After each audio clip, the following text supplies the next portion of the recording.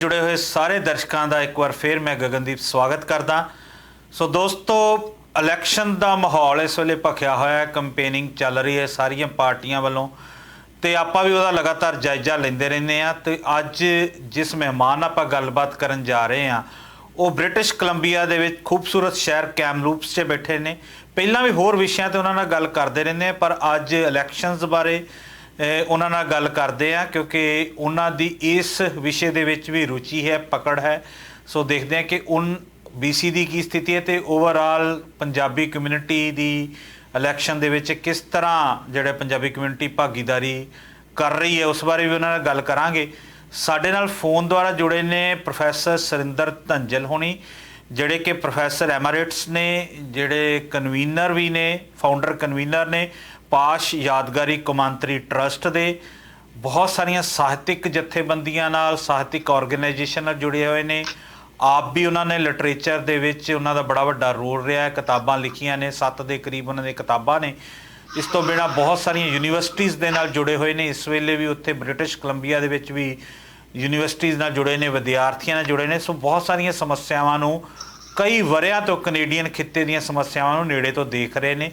तो नाल दी नाल मैनूं ये भी पता लगा कि जिहड़ी नैशनल डेमोक्रेटिक पार्टी NDP है, जिहड़ी मेन स्ट्रीम पार्टी कैनेडा की, ਉਹਦੇ ਨਾਲ भी जुड़े हुए हैं। सो उस पक्ष तो भी उन्होंने गल करांगे कि उन्हों की पार्टी किस तरह उन्होंने प्लेटफॉर्म पर इस वेले जिहड़ियां गल्लां हो रही ने जां किहड़े-किहड़े इशूज़ वो उठा रहे हैं। सो फोन द्वारा साडे नाल जुड़े ने प्रोफैसर सरिंदर धंजल होनी।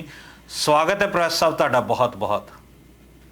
मेहरबानी गगन जी, तुहाडा ते तुहाडी प्रवासी मीडिया टीम का हार्दिक धन्यवाद। मैनू अपने विचार तुहाडे ਸਰੋਤਿਆਂ ਦੇ ਨਾਲ ਸਾਂਝੇ ਕਰਨ ਦਾ मौका देने वास्ते। प्रोफैसर साहब तुसीं ਸਾਹਿਤ ਨਾਲ जुड़े हुए हो, सब जानते हैं।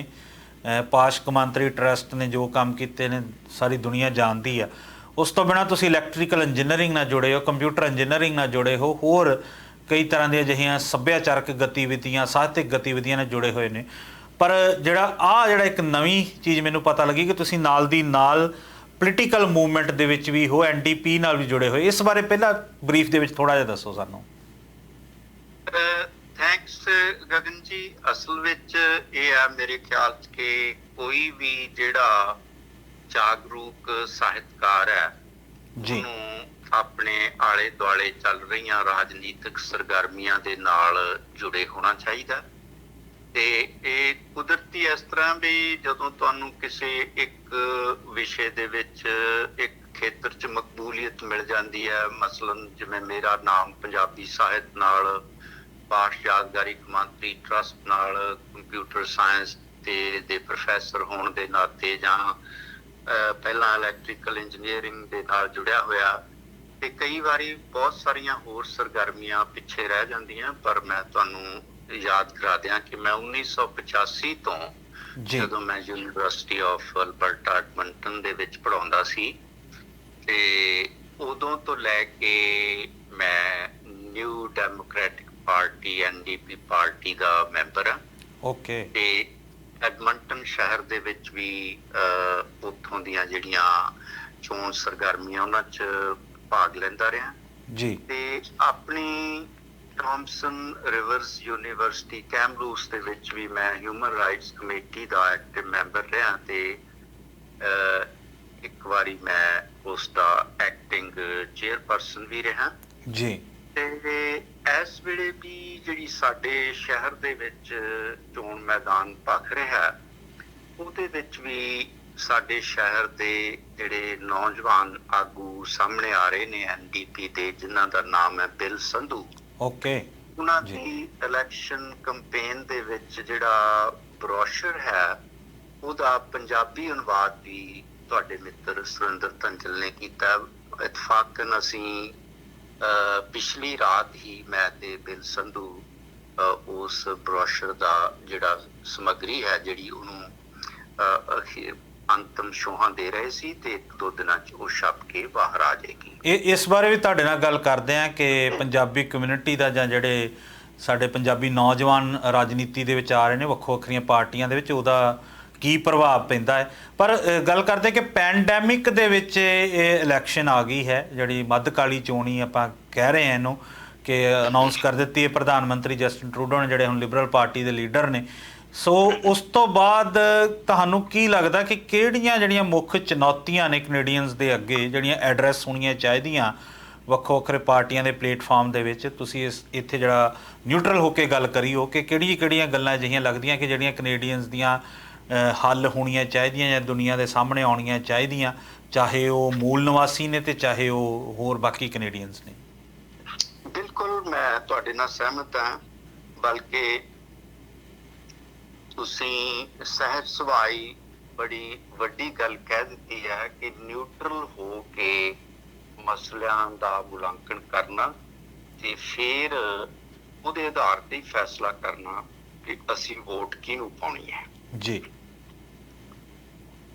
ਵੀਰ ਗਗਨ, ਸਾਰੀ ਦੁਨੀਆ ਦੇ ਜਿਹੜੇ ਚੋਣ ਪ੍ਰਣਾਲੀਆਂ ਨੇ ਉਹਨਾਂ ਵਿੱਚੋਂ ਬਹੁਤ ਵੱਡਾ ਤੇ ਸੁਭਾਗਾ ਦਿਨ ਹੋਊਗਾ ਜਿਸ ਵੇਲੇ ਸਾਰੀ ਦੁਨੀਆ ਦੇ ਵੋਟਰ, ਮੈਂ ਇਕੱਲੇ ਕੈਨੇਡਾ ਦੇ ਵੋਟਰਾਂ ਦੀ ਗੱਲ ਨਹੀਂ ਕਰਦਾ ਜੀ, ਸਾਰੀ ਦੁਨੀਆ ਦੇ ਵੋਟਰ ਜਿਸ ਦਿਨ ਪਾਰਟੀ ਪੋਲਿਟਿਕਸ ਦੀ ਥਾਂ ਇਨਸਾਨਾਂ ਨੂੰ ਮੁੱਖ ਰੱਖ ਕੇ ਕਿ ਜਿਸ ਇਨਸਾਨ ਨੂੰ ਮੈਂ ਵੋਟ ਪਾ ਰਿਹਾ ਉਹਨੂੰ ਮੈਂ ਇਸ ਕਰਕੇ ਵੋਟ ਪਾਵਾਂ ਕਿ ਉਹਦੇ ਚ ਕਿਹੜੇ ਕਿਹੜੇ ਗੁਣ ਨੇ ਜੀ, ਕੀ ਉਹ ਮੇਰੇ ਸ਼ਹਿਰ ਦੇ, ਮੇਰੇ ਭਾਈਚਾਰੇ ਦੇ ਜਾਂ ਸਮੁੱਚੇ ਮੇਰੇ ਸੂਬੇ ਦੇ, ਮੇਰੇ ਦੇਸ਼ ਦੇ ਲੋਕਾਂ ਵਾਸਤੇ ਉਹਦਾ ਜਿਹੜਾ ਦ੍ਰਿਸ਼ਟੀਕੋਣ ਹੈ, ਜਿਹੜਾ ਉਹਦਾ ਰਵੱਈਆ ਉਹ ਲੋਕ ਪੱਖੀ ਹੋਊਗਾ, ਲੋਕਾਂ ਦੇ ਨਾਲ ਜੁੜ ਕੇ ਚੱਲੂਗਾ, ਕਿ ਜਾਂ ਉਹ ਗੁੰਡਿਆਂ ਦਾ, ਬਦਮਾਸ਼ਾਂ ਦਾ, ਸਮਗਲਰਾਂ ਦਾ ਪੱਖ ਪੂਰੂਗਾ, ਗੁੰਬਾ ਪਰਪੁਰੀ ਜਾਂ ਇਸ ਤਰ੍ਹਾਂ ਦੇ ਜਿਹੜੇ ਹੈ ਇਸ ਤਰ੍ਹਾਂ ਦਾ ਉਹਦਾ ਰੁਝਾਨ ਹੋਏਗਾ।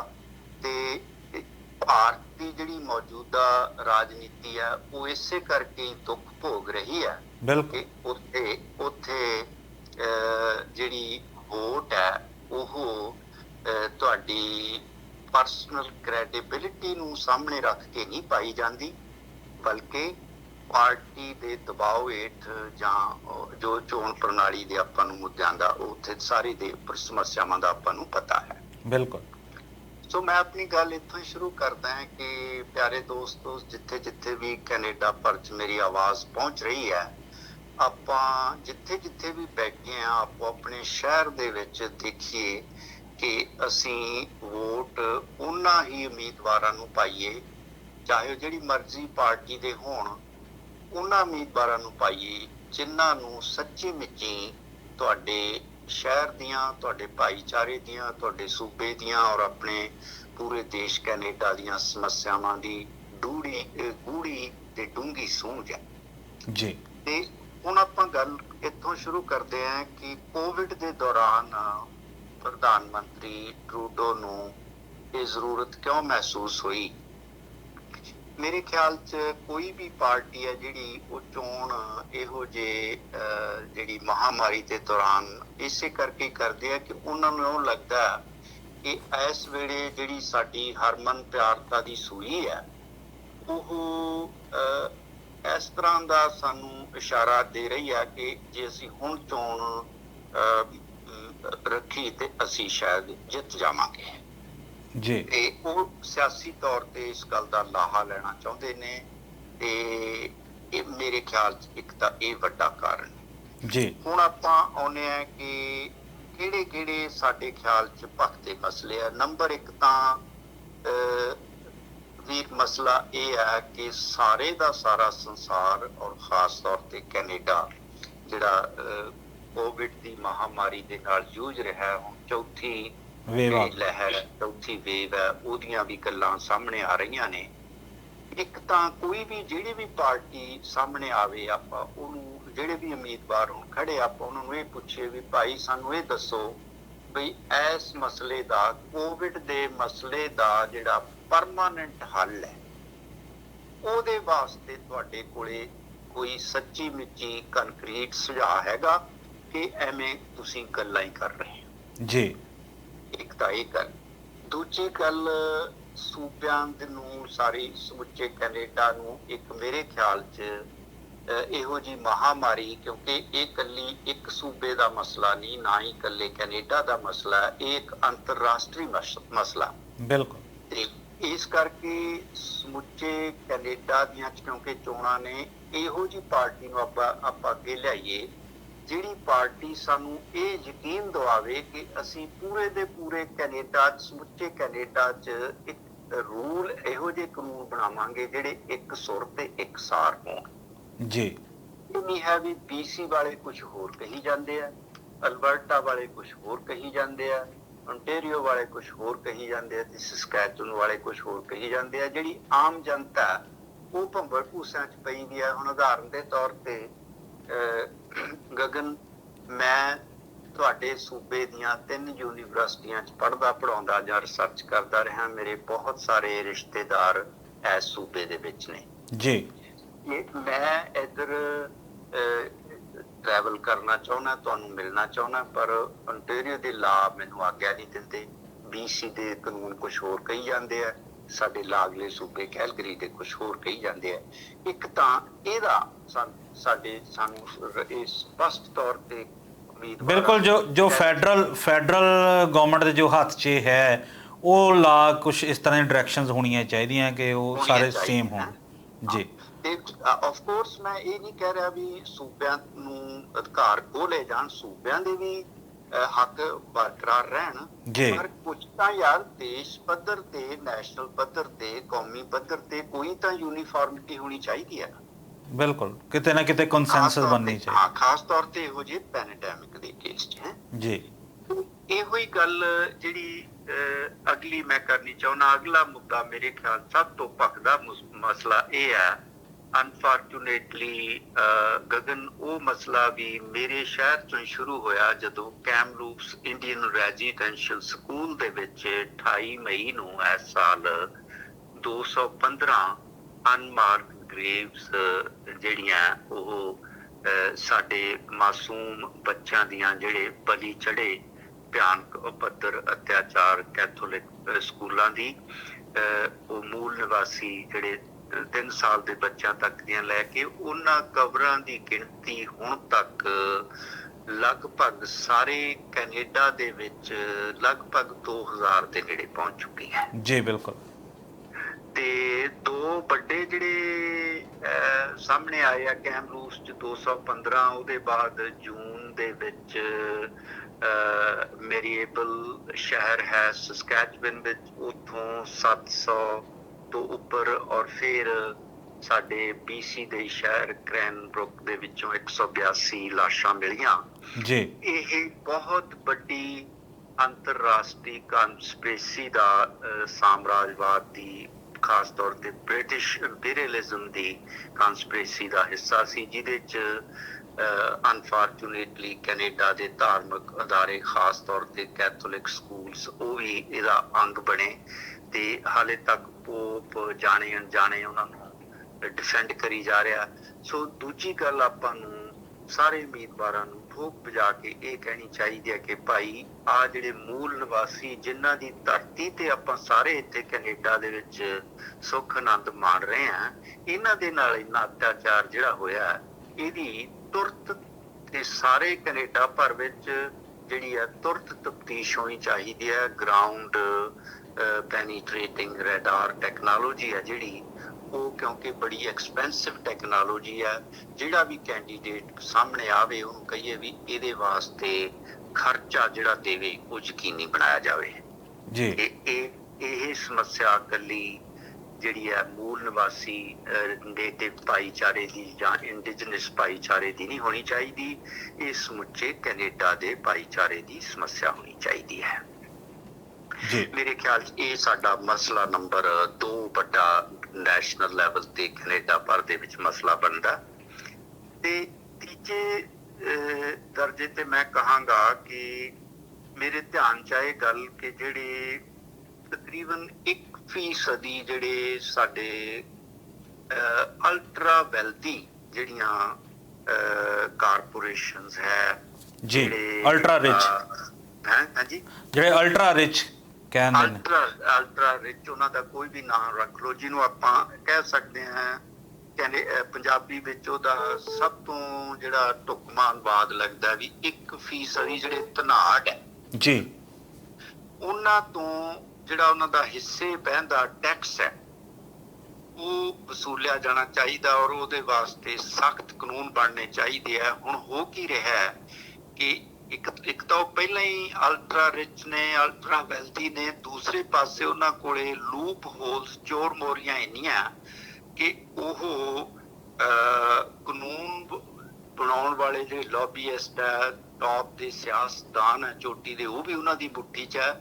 ਇਸ ਕਰਕੇ ਅਲਟਰਾ ਰਿਚ ਆ ਜਿਹੜੇ ਹੋਰ ਦਿਨੋਂ ਦਿਨ ਰਿਚ ਹੋਈ ਜਾਂਦੇ ਆ, ਉਹਨਾਂ ਵਾਸਤੇ ਉਹਨਾਂ ਤੋਂ ਟੈਕਸ ਵਸੂਲੇ ਜਾਣੇ ਚਾਹੀਦੇ ਆ, ਉਹਨਾਂ ਦੇ ਹਿੱਸੇ ਬਹਿੰਦੇ, ਔਰ ਉਹਦੇ ਲਈ ਬੜੇ ਸਖਤ ਕਾਨੂੰਨ ਬਣਨੇ ਚਾਹੀਦੇ ਆ ਔਰ ਕਾਨੂੰਨ ਬਣ ਕੇ ਸਖਤੀ ਨਾਲ ਲਾਗੂ ਜਿਹੜੇ ਕਰਨ ਦੀ ਜਿਹੜੀ ਗਰੰਟੀ ਹੈ ਉਹ ਹੋਣੀ ਚਾਹੀਦੀ ਹੈ। ਬਿਲਕੁਲ, ਤੁਹਾਡੇ ਜਿੰਨੇ ਵੀ ਤੁਸੀਂ ਮੁੱਦੇ ਹਜੇ ਤੱਕ ਗਿਣਾਏ ਆ ਬੜੇ ਇਹ ਲੋਕਾਂ ਨਾਲ ਜੁੜੇ ਹੋਏ ਨੇ। ਜਿਹੜਾ ਤੁਸੀਂ ਆ ਲਾਸਟ 'ਚ ਵੀ ਗੱਲ ਕੀਤੀ, ਮੈਂ NDP ਦੇ ਪਲੇਟਫਾਰਮ 'ਤੇ ਵੀ ਦੇਖਿਆ ਕਿ ਜਗਮੀਤ ਸਿੰਘ ਹੋਣੀ ਵੀ ਇਹਦੇ ਬਾਰੇ ਗੱਲ ਕਰਦੇ ਰਹਿੰਦੇ ਨੇ। ਸੋ ਇਹ ਤਾਂ ਚਲੋ ਹੋਈ ਮੁੱਦਿਆਂ ਦੀ ਗੱਲ, ਹੋਰ ਵੀ ਤੁਸੀਂ ਬਹੁਤ ਸਾਰੇ ਮੁੱਦੇ ਨਾਲ ਜੋੜ ਸਕਦੇ ਮੈਨੂੰ ਪਤਾ ਹੈ, ਪਰ ਸਾਡੇ ਕੋਲ ਸਮੇਂ ਦੀ ਉਨੀ ਕਿ ਕਹਿ ਲਓ ਕਿ ਪਰਮਿਸ਼ਨ ਹੈ ਜਾਂ ਉਨਾ ਕੀ ਸਮਾਂ ਹੈ ਆਪਣੇ ਕੋਲ। ਅੱਗੇ ਮੈਂ ਗੱਲ ਕਰਦਾ ਜਿਹੜੀ ਤੁਹਾਡੀ ਬ੍ਰਿਟਿਸ਼ ਕੋਲੰਬੀਆ 'ਚ ਇਸ ਵੇਲੇ ਕੀ ਸਥਿਤੀ ਹੈ। ਇੱਥੇ ਮੈਂ ਵਿਸ਼ੇਸ਼ ਤੌਰ 'ਤੇ ਗੱਲ ਕਰਨਾ ਚਾਹਾਂਗਾ ਕਿ ਬਹੁਤ ਸਾਰੇ ਇੱਥੇ ontario 'ਚ ਵੀ ਆਪਾਂ ਦੇਖਦੇ ਹਾਂ, ਬਰੈਂਪਟਨ ਦੇ ਵਿੱਚ ਵੀ ਦੇਖਦੇ ਕਿ ਬਹੁਤ ਸਾਰੇ ਪੰਜਾਬੀ ਮੂਲ ਦੇ ਜਿਹੜੇ ਲੀਡਰ ਨੇ ਉਹ ਅੱਗੇ ਆ ਰਹੇ ਨੇ, ਕੈਂਡੀਡੇਟਸ ਨੇ ਵੱਖੋ ਵੱਖਰੀਆਂ ਪਾਰਟੀਆਂ ਦੇ, ਚਾਹੇ ਉਹ ਲਿਬਰਲਸ ਨੇ, ਚਾਹੇ NDP ਹੈ, ਚਾਹੇ ਕੰਜ਼ਰਵੇਟਿਵਸ ਤੋਂ ਵੀ ਆ ਰਹੇ ਨੇ। BC ਦੇ ਵਿੱਚ ਜਾਂ ਤੁਹਾਡੇ ਸ਼ਹਿਰ 'ਚ ਕੀ ਸਥਿਤੀ ਹੈ? ਜਿਸ ਤਰ੍ਹਾਂ ਤੁਸੀਂ ਦੱਸਿਆ ਕਿ ਬਿਲ ਸੰਧੂ ਇੱਕ ਕੈਂਡੀਡੇਟ ਨੇ ਜਿਹੜੇ NDP ਵੱਲੋਂ ਨੇ ਉੱਥੇ, ਉਸ ਬਾਰੇ ਥੋੜ੍ਹਾ ਜਿਹਾ ਬਰੀਫ 'ਚ ਜ਼ਰੂਰ ਦੱਸੋ ਸਾਨੂੰ। ਗਗਨ, ਮੈਂ ਬਹੁਤ ਖੁਸ਼ ਹਾਂ ਤੁਸੀਂ BC ਸੂਬੇ ਦੀ ਸਥਿਤੀ ਬਾਰੇ ਪੁੱਛਿਆ।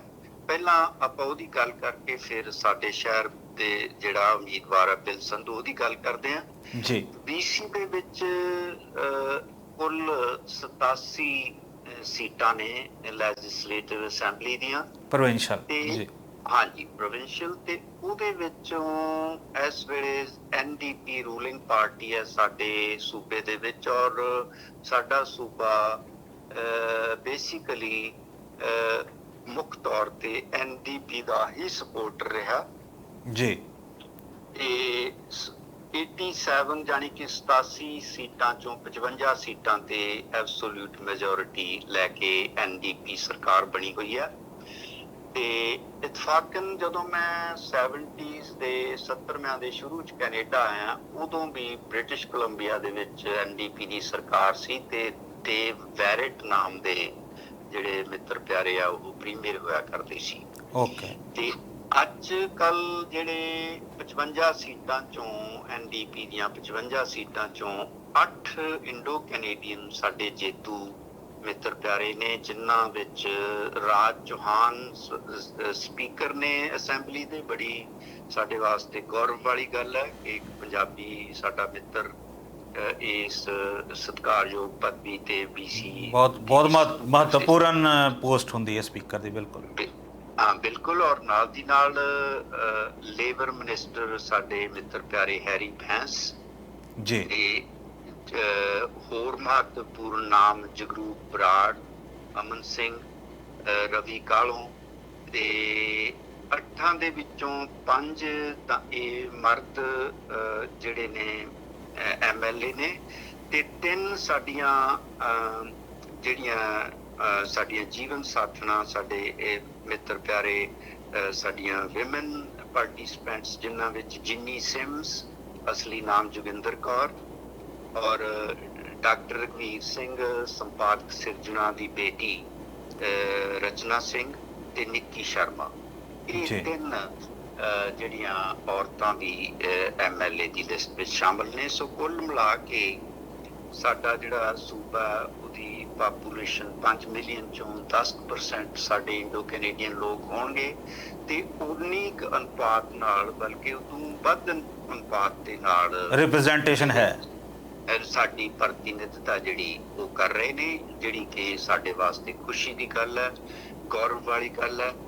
ਤੇ ਹੁਣ ਮੈਂ ਖਾਸ ਤੌਰ ਤੇ ਜ਼ਿਕਰ ਕਰਨਾ ਚਾਹੂੰਗਾ ਸਾਡੇ ਸ਼ਹਿਰ ਦੀ ਸਥਿਤੀ ਦਾ। ਇੱਥੇ ਸਾਰੀਆਂ ਮੁੱਖ ਪਾਰਟੀਆਂ ਦੇ ਜਿਹੜੇ ਉਮੀਦਵਾਰ ਆ ਉਹ ਚੋਣ ਲੜ ਰਹੇ ਨੇ, ਲੇਕਿਨ ਬਿਲ ਸੰਧੂ ਜੀ ਦਾ ਅਸਲੀ ਨਾਮ ਬਲਵਿੰਦਰ ਸੰਧੂ ਹੈ, जी इतफाकन उसने अपना ਜਿਹੜਾ एजुकेशन एकेडैमिक कैरियर है उस दे दौरान वो ओंटारियो ਵਿੱਚ भी पढ़ के गया।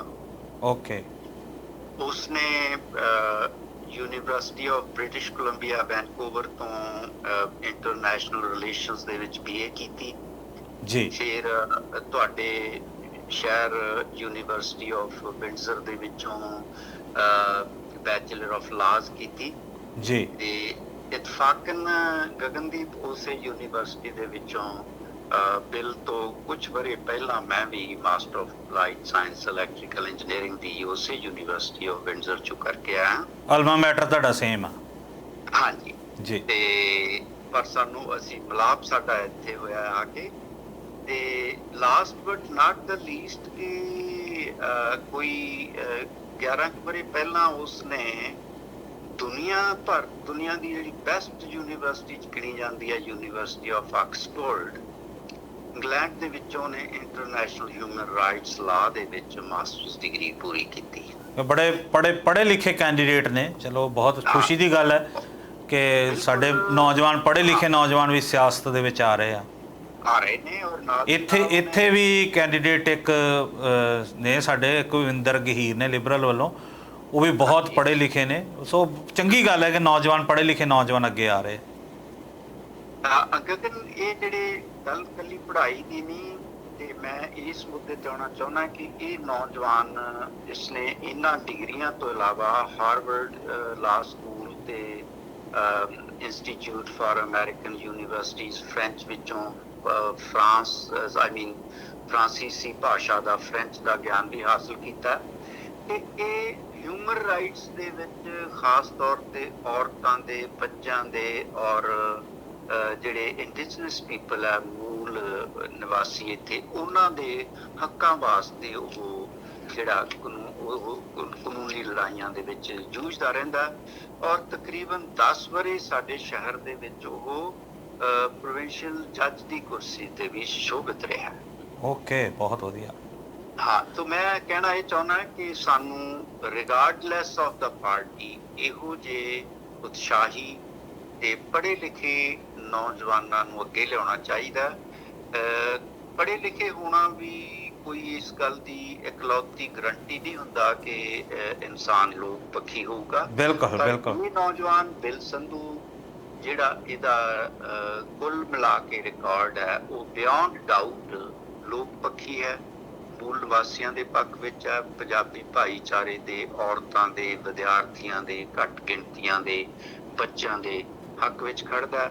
ਤੇ ਆਪਾਂ ਮੁੱਦਿਆਂ ਦੇ ਵਿੱਚ ਵੀ ਇਹ ਕਹਿ ਸਕਦੇ ਹਾਂ ਕਿ ਉਮੀਦਵਾਰਾਂ ਨੂੰ ਇਹ ਵੀ ਪੁੱਛਣਾ ਚਾਹੀਦਾ ਸਾਨੂੰ ਕਿ ਸਾਡੇ ਜਿਹੜੇ ਅੰਤਰਰਾਸ਼ਟਰੀ ਤੌਰ ਤੇ ਵਿਦਿਆਰਥੀ ਆ ਰਹੇ ਆ ਜੀ, ਉਹਨਾਂ ਦੀਆਂ ਨਾਲ ਉਹਨਾਂ ਨੂੰ ਇੱਥੇ ਵਿਦਿਅਕ ਵੀਜ਼ੇ ਤੇ ਆਉਣ ਵਾਸਤੇ ਜਿਹੜੀਆਂ ਅੜਚਣਾਂ ਆਉਂਦੀਆਂ ਨੇ ਉਹਨਾਂ ਦਾ ਜਲਦੀ ਤੋਂ ਜਲਦੀ ਨਿਪਟਾਰਾ ਕਰਨ ਵਾਸਤੇ ਸਾਨੂੰ ਗਰੰਟੀ ਕੋਈ ਉਮੀਦਵਾਰਾਂ ਨੂੰ ਦੇਣੀ ਚਾਹੀਦੀ ਹੈ। ਬਿਲਕੁਲ ਬਿਲਕੁਲ। ਬਹੁਤ ਜਾਇਜ਼ ਮੁੱਦਾ ਤੁਸੀਂ ਉਠਾਇਆ ਕਿ ਇਮੀਗ੍ਰੇਸ਼ਨ ਨਾਲ ਰਿਲੇਟਡ ਬਹੁਤ ਸਮੱਸਿਆਵਾਂ ਆਉਂਦੀਆਂ ਨੇ, ਉਹਦਾ ਹੱਲ ਹੋਣਾ ਚਾਹੀਦਾ ਵਿਦਿਆਰਥੀਆਂ ਦਾ, ਕਿਉਂਕਿ ਉਹ ਆਪਣਾ ਘਰ-ਬਾਰ ਛੱਡ ਕੇ ਇੱਥੇ ਆਉਂਦੇ ਨੇ, ਇਕਨੋਮੀ 'ਚ ਬਹੁਤ ਵੱਡਾ ਹਿੱਸਾ ਪਾਉਂਦੇ ਨੇ। ਔਰ ਖਾਸ ਤੌਰ ਤੇ ਗਗਨ, ਮੈਂ ਖੁਦ ਇੱਥੇ ਕੈਨੇਡਾ ਦੇ ਵਿੱਚ 6 ਯੂਨੀਵਰਸਿਟੀਆਂ ਦੇ ਵਿੱਚ ਪੜ੍ਹਾਉਂਦਾ ਜਾਂ ਰਿਸਰਚ ਕਰਦਾ ਰਿਹਾ। ਮੈਨੂੰ ਪਤਾ ਵਿਦਿਆਰਥੀ ਜੀਵਨ ਦੀਆਂ ਕਿੰਨੀਆਂ ਵੱਡੀਆਂ ਸਮੱਸਿਆਵਾਂ ਹੁੰਦੀਆਂ ਨੇ। ਔਰ ਨਾਲ ਦੀ ਨਾਲ ਸਾਡੇ ਜਿਹੜੇ ਵਰਕਰ ਹੈ, ਸਾਡੇ ਵਿਦਿਆਰਥੀ ਹੈ, ਸਾਡੇ ਬਜ਼ੁਰਗ ਹੈ, ਖਾਸ ਤੌਰ ਤੇ ਉਹਨਾਂ ਵਾਸਤੇ ਵੀ ਵੱਧ ਸਹੂਲਤਾਂ ਦੀ ਲੋੜ ਹੈ। ਬਜ਼ੁਰਗ ਵਿਚਾਰੇ ਜਦੋਂ 60 ਤੋਂ ਉੱਪਰ ਹੋ ਜਾਂਦੇ ਆ ਤੇ ਬਹੁਤ ਸਾਰੇ ਇੱਥੇ ਸਾਡੇ ਲੋਕਾਂ ਨੂੰ ਲੱਗਦਾ, ਨੌਜਵਾਨਾਂ ਨੂੰ, ਕਿ ਹੁਣ ਇਹ ਬੇਲੋੜੇ ਹੋ ਗਿਆ, ਇਹਨਾਂ ਨੂੰ ਹੁਣ ਦੂਸਰੇ ਘਰਾਂ ਦੇ ਵਿੱਚ ਜੀ ਇਹ ਇੱਕ ਬੜਾ ਵੱਡਾ ਮੁੱਦਾ ਬਣਿਆ। ਜਗਮੀਤ ਸਿੰਘ ਹੁਣ ਵੀ ਤੁਹਾਡੇ ਜਿਹੜੇ NDP ਦੇ ਲੀਡਰ ਨੇ, ਉਹਨਾਂ ਨੇ ਵੀ ਪਿਛਲੇ ਦਿਨੀ ਮਿਸੀਸਾਗਾ ਦੇ ਵਿੱਚ ਜਿਹੜੇ ਇੱਕ ਰਿਟਾਇਰਮੈਂਟ ਪ੍ਰਾਈਵੇਟ ਹੋਮ ਆ ਉਹਦੇ ਮੂਹਰੇ ਕਾਨਫਰੰਸ ਕੀਤੀ ਸੀ। ਇਹ ਮੁੱਦਾ ਹੈ ਕਿ ਜਿਹੜੇ ਇਸ ਤਰ੍ਹਾਂ ਦੇ 올ਡ ਏਜ ਹੋਮ ਨੇ ਉਹਨਾਂ ਨੂੰ ਜਿਹੜਾ ਫੈਡਰਲ ਗਵਰਨਮੈਂਟ ਆਪਣੇ ਹੱਥ ਦੇ ਵਿੱਚ ਰਵੇ। ਬਿਲਕੁਲ। ਔਰ ਨਾਲ ਦੀ ਨਾਲ ਜਿਹੜੀਆਂ ਦਵਾਈਆਂ ਬੜੀਆਂ ਮਹਿੰਗੀਆਂ ਹੋ ਰਹੀਆਂ, ਹਾਂ, ਫਾਰਮਾ ਕੇਅਰ ਬਹੁਤ ਵੱਡਾ ਮੁੱਦਾ। ਬਿਲਕੁਲ। ਡੈਂਟਲ ਕੇਅਰ ਬੜਾ ਮਹਿੰਗਾ ਹੋ ਰਿਹਾ ਤੇ ਐਜੂਕੇਸ਼ਨ ਮਹਿੰਗੀ ਹੋ ਰਹੀ ਹੈ ਤੇ ਸੋ ਕਲਾਈਮੇਟ ਐਕਸ਼ਨ ਮੁੱਦੇ ਤਾਂ ਅਣਗਿਣਤ ਨੇ, ਪਰ ਆਪਾਂ ਬਿਲਕੁਲ ਮੈਂ ਪ੍ਰੋਫੈਸਰ ਸਾਹਿਬ ਤੁਸੀਂ ਕਹਿ ਲਓ ਕਿ ਤੁਹਾਡੇ ਨਾਲ ਗੱਲਾਂ ਕਰਨ ਨੂੰ ਕਰਦਾ ਕਿ ਮਨ ਅਸੀਂ ਕਰੀ ਜਾਈਏ, ਕਿਉਂਕਿ ਬਹੁਤ ਸਾਰਾ ਕੁਝ ਸਿੱਖਣ ਨੂੰ ਵੀ ਮਿਲਦਾ ਹੈ, ਪਰ ਸਮੇਂ ਦੀ ਬੜੀ ਸੀਮਤਾਈ ਹੈ, ਸਮਾਂ ਇਜਾਜ਼ਤ ਨਹੀਂ ਇਸ ਵੇਲੇ ਦੇ ਰਿਹਾ। ਫਿਰ ਕਿਸੇ ਦਿਨ ਫਿਰ ਇਸੇ ਹੀ ਟੌਪਿਕ ਤੇ ਤੁਹਾਡੇ ਨਾਲ ਜ਼ਰੂਰ ਗੱਲ ਕਰਾਂਗੇ ਕਿ ਹੋਰ ਕਿਹੜੀਆਂ ਜਿਹੜੀਆਂ ਚੁਣੌਤੀਆਂ ਜਿਹੜੀਆਂ ਇਸ ਦੇ ਨਾਲ ਜੁੜ ਸਕਦੀਆਂ ਨੇ, ਕਿਉਂਕਿ ਹਲੇ ਇਲੈਕਸ਼ਨ ਦਾ ਪ੍ਰੋਸੈਸ ਹਲੇ 20-25 ਦਿਨ ਹੋਰ ਚੱਲਣਾ ਹੈ ਤੇ ਬਾਅਦ 'ਚ ਆਪਾਂ ਜੋ ਸਥਿਤੀ ਬਣੇਗੀ ਉਸ ਬਾਰੇ ਵੀ ਗੱਲ ਕਰਾਂਗੇ। ਤੁਸੀਂ ਅੱਜ ਸਾਡੇ ਨਾਲ ਜੁੜੇ, ਬਹੁਤ ਬਹੁਤ ਧੰਨਵਾਦ, ਤੁਸੀਂ ਸਮਾਂ ਕੱਢਿਆ, ਤੁਹਾਡਾ ਬਹੁਤ ਬਹੁਤ ਸ਼ੁਕਰੀਆ ਜੀ। ਤੁਹਾਡਾ ਵੀ ਤੇ ਤੁਹਾਡੀ ਟੀਮ ਦਾ ਹਾਰਦਿਕ ਧੰਨਵਾਦ। ਥੈਂਕ ਯੂ ਜੀ। ਸੋ ਇਹ ਸਨ ਪ੍ਰੋਫੈਸਰ ਸੁਰਿੰਦਰ ਧੰਜਲ ਹੋਣੀ, ਜਿਹੜੇ ਕਿ ਕੈਮਲੂਪਸ ਬ੍ਰਿਟਿਸ਼ ਕੋਲੰਬੀਆ ਤੋਂ ਸਾਡੇ ਨਾਲ ਜੁੜੇ ਤੇ ਉਹਨਾਂ ਨੇ ਵੱਖੋ ਵੱਖਰੀਆਂ ਜਿਹੜੀਆਂ ਚੁਣੌਤੀਆਂ ਨੇ ਕੈਨੇਡੀਅਨ ਲੋਕਾਂ ਅੱਗੇ ਤੇ ਇਲੈਕਸ਼ਨ ਦੇ ਵਿੱਚ ਕਿਹੜੇ ਮੁੱਦੇ ਹੋਣੇ ਚਾਹੀਦੇ ਉਸ ਬਾਰੇ ਬੜੀ ਖੁੱਲ੍ਹ ਕੇ ਗੱਲ ਕੀਤੀ ਤੇ ਜਿਹੜੀ ਉੱਥੇ BC ਦੇ ਵਿੱਚ ਜੋ ਸਥਿਤੀ ਹੈ ਉਸ ਬਾਰੇ ਵੀ ਦੱਸਿਆ। ਸੋ ਇਹ ਸਾਡਾ ਅੱਜ ਦਾ ਪ੍ਰੋਗਰਾਮ, ਤੁਹਾਨੂੰ ਕਿਸ ਤਰ੍ਹਾਂ ਦਾ ਲੱਗਿਆ ਸਾਨੂੰ ਫੀਡਬੈਕ ਜ਼ਰੂਰ ਦੇਣਾ। ਘਰਾਂ ਦੇ ਵਿੱਚ ਰਹੋ, ਖੁਸ਼ ਰਹੋ, ਸੇਫ ਰਹੋ, ਜਿੱਥੇ ਜਿੱਥੇ ਵੀ ਆਪਣੇ ਕੰਮ ਤੇ ਜਾਂਦੇ ਹੋ ਉੱਥੇ ਉੱਥੇ ਜੋ ਵੀ ਸਾਵਧਾਨੀਆਂ ਨੇ ਉਹਨਾਂ ਦਾ ਪਾਲਣ ਕਰੋ। ਇਹ ਸੀ ਸਾਡਾ ਅੱਜ ਦਾ ਪ੍ਰੋਗਰਾਮ। ਧੰਨਵਾਦ, ਸ਼ੁਕਰੀਆ।